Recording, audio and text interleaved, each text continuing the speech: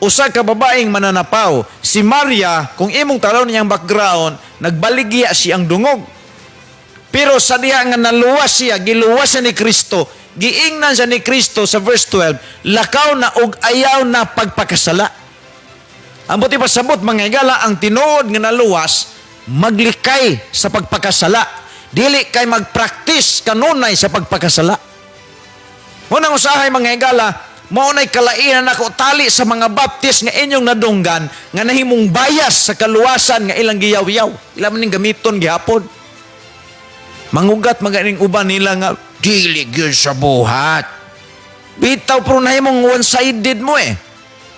Ako di ko one-sided.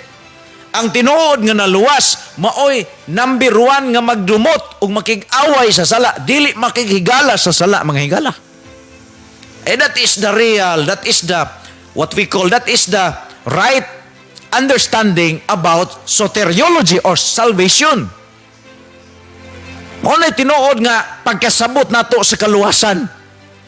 Kung tinuod ka nga nakadawat sa grasya, gasa, dili nimo pasipad-an o kulatahon ang naghatag nimo.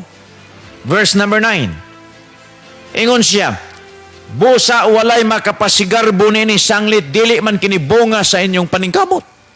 Buti pa sabot, mga higala nga, ang kaluwasan, dili ni ma-earn na to through religion, through baptism, through endurance.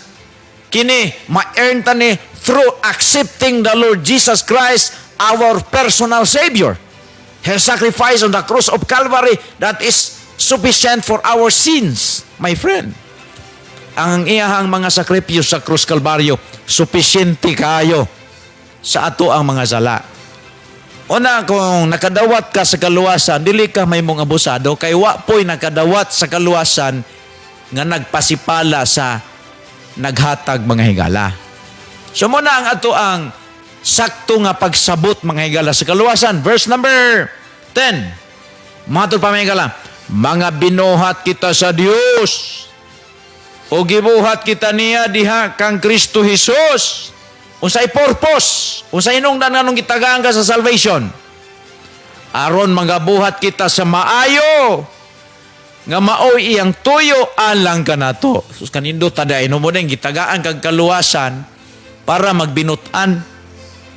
Doon ay mga tao, mga higala, nga sipyat ng ilang panabot.